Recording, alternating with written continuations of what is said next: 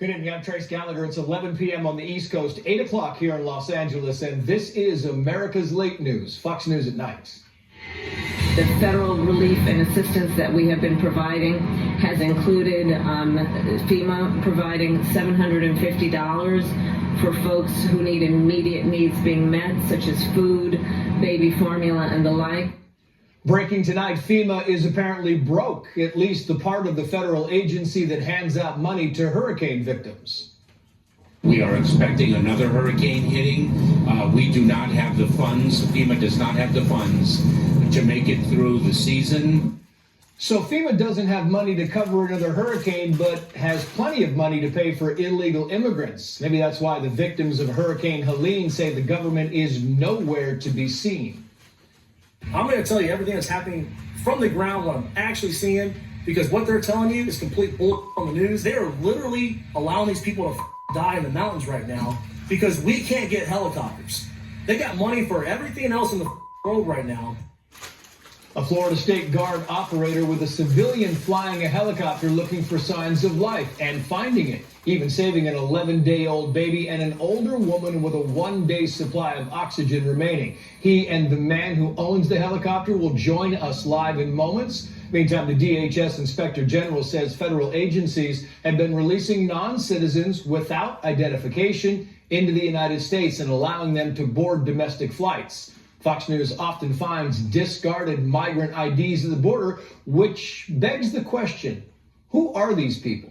The senior national correspondent Kevin Cork is live in D.C. with some answers. Kevin, good evening. Evening, Trace. Quite a story. While the Homeland Security Secretary did insist today that FEMA's out of money to help disaster victims for the rest of hurricane season, it should be noted that just last week, congressional lawmakers made sure that FEMA had more than $20 billion in its recently passed emergency spending bill. However, with Mayorkas at the helm, DHS was awarded $640 million by Congress to help shelter and support illegal migrants. By the way, that figure is up from $364 million in the previous year. And while the pots of money to handle non-citizens and hurricane relief are not commingled, questions are mounting tonight about why is there money to help communities deal with illegal immigrants, but not money for natural disasters. They've given over $1 billion to illegal migrants that came in, and now they have no money for North Carolina, for Georgia, for South Carolina, and Alabama, Tennessee, and Florida. I think that's a disgrace, frankly. It's the worst run. Former President Trump there with our Bill Maloogian. Now, hurricane season doesn't officially pass until the end of November.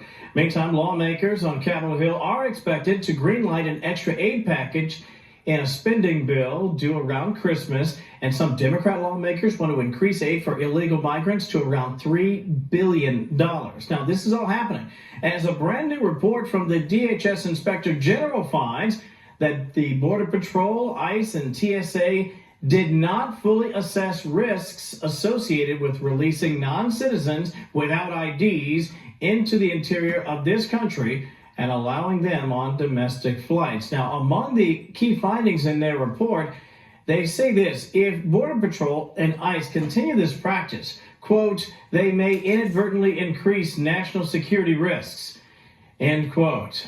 Trace. Kevin Cork live for us in D.C. Kevin, thank you. Well, the Fox News at Night Common Sense Department doesn't need a lesson in congressional funding to realize the federal government has screwed up again. DHS Secretary Alejandro Mayorkas says there's not enough money in FEMA to fund the remainder of the hurricane season. Yet FEMA is still actively funding SSP, the Shelter and Services Program, which provides funding to illegal immigrants, money for everything from housing to clothing to translation services. The program has spent more than $1 billion in the past 21 months. When Republicans complained about the lack of hurricane funding, Democrats reminded them that SSP money is funded by Congress and cannot be used for catastrophic events. Common sense doesn't care about what money is in what bucket. Common sense knows all of the money comes from U.S. taxpayers. So why does FEMA have enough money to fund a Biden-Harris policy disaster and not enough to fund an uncontrollable natural disaster? It appears there's plenty of money to help illegal immigrants in America, but not enough to help American citizens in America. Plenty of money for Biden to open the border, not enough for Mother Nature to open the floodgates. Common sense knows the people in the wake of Hurricane Helene are only asking for a lifeline and can't even seem to get a timeline. Let's bring in Fox News contributor Steve Hilton and America First Works Executive Director Ashley Hayek. Thank you both for coming on. Steve, to you first. I mean, they can pay for the Biden-Harris man-made disasters, but can't pay for natural disasters. What do you make of this whole thing? I think Americans are watching this tonight, Trace, in absolute disbelief that this is what's going on with their government.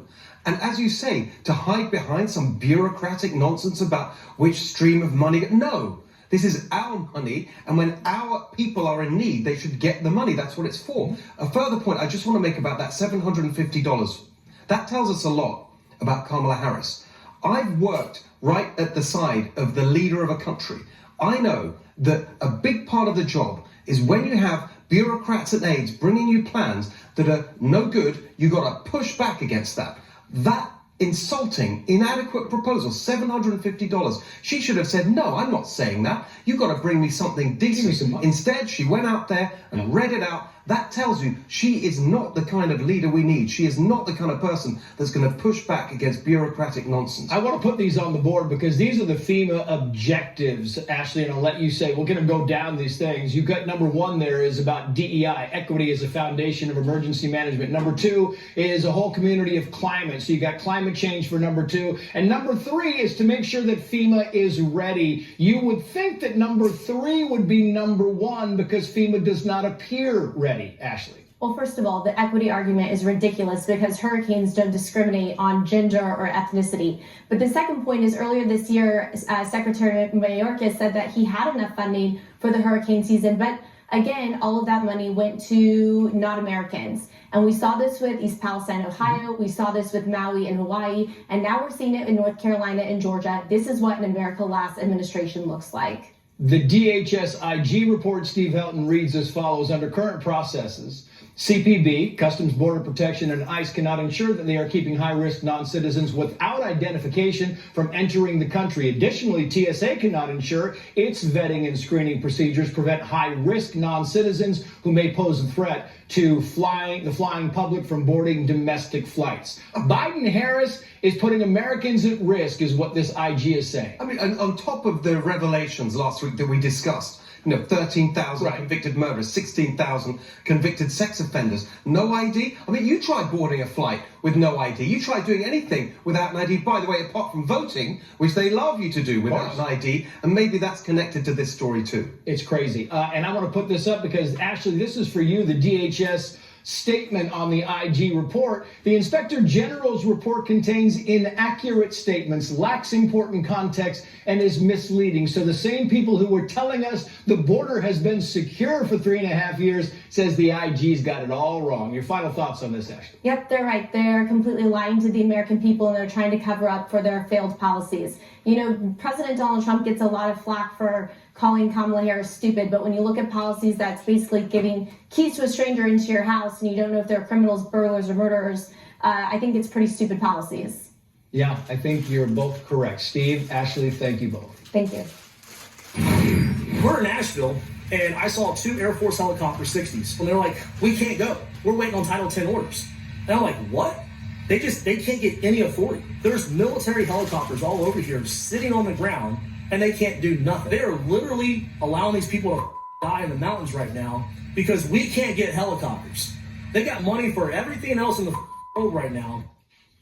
The liberal media and the Biden-Harris administration are painting a picture of an urgent and competent federal government response to the devastation from Hurricane Helene. But what's really happening on the ground and in the air in those affected areas? Let's bring in search and rescue expert and retired Navy Captain Armin Kurdian, John Howard from the Florida State Guard Special Missions Unit, and a North Carolina helicopter owner participating in the search and rescue operation, Zeb Hadley. John, to you first, because that was your post on social media there. What you're saying is that you and your buddies rescued that 11-day-old baby. Federal government and the state government had nothing to do with it, correct? Correct. They had literally nothing to do with it. And if it wasn't for people like Zeb that donated his helicopter to us, that baby would be dead. And if it wasn't for strong leadership that we have afforded by DeSantis that actually sent me and my team up here, that baby would be dead as well. And everyone on our team, we all played our role and got that baby out. But literally, if we did not have his helicopter support, we'd be a dead baby right now. And people from out of state. And people from out of state. That's it.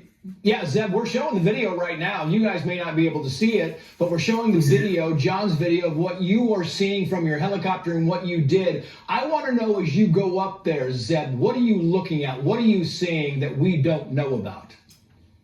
So what led me to this whole entire mission is I had family up there, and I've got this asset here, and I just couldn't let it sit in a hangar. And I knew that once I was up there, that had to be a mission. And I know there's a lot of controversy around Lieutenant Governor Mark Robinson, but I know him personally, and he gave me some missions. I went on those missions. I met John, I met Charlie Keeball, and with our pilot Mark Roseman, we made a team, and we went on our own search and rescue mission. And what you're seeing right now on the screen is just a very small piece of the devastating damage, the catastrophe that is in the mountains of North Carolina.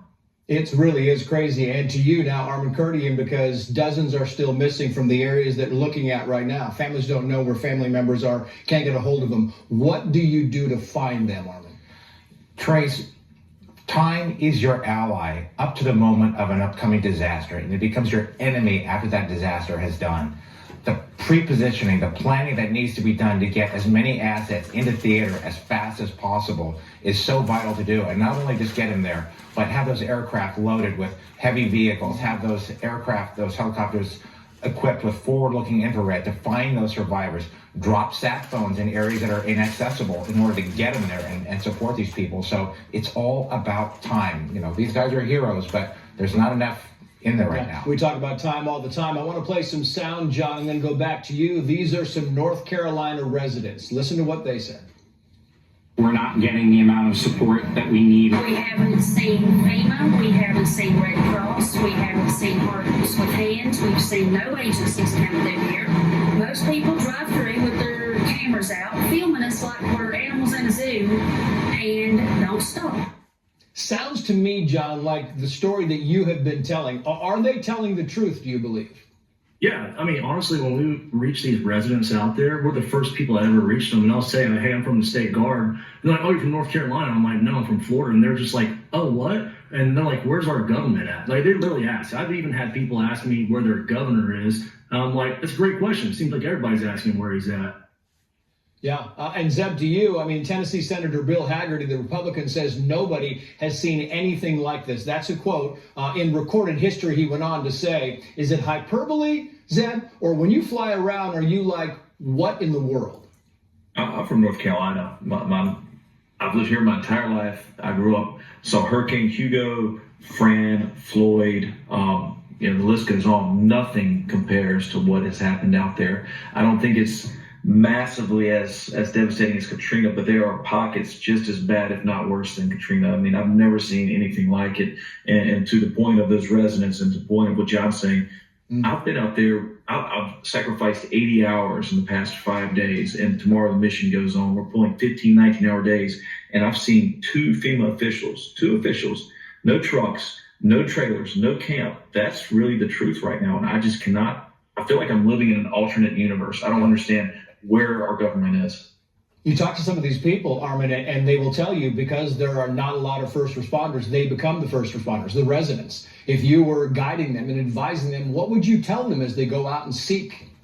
Well, John and Zeb did the right thing. They didn't wait for permission to go out there and actually start rescuing folks. There's a lot of heroes out there with their own equipment. They've been living out the boonies. They live there. They're in that area, so they understand it. So they have good knowledge of the terrain. Leverage that knowledge, share it with others, bring other folks on. I mean, they're doing the right thing. Use drones to find individuals who are out there. Every resource that you possibly can. Time, as I said, is your enemy, and time is running out for any survivors who are stuck in. Yeah. John and Zeb, you're good men, man. You are, your community, I know, appreciates what you are doing. Keep up the great work. Armin Kurdian, great advice as always. Thank you all for coming on. Yeah, well, a new report. Yeah, thank you, sir.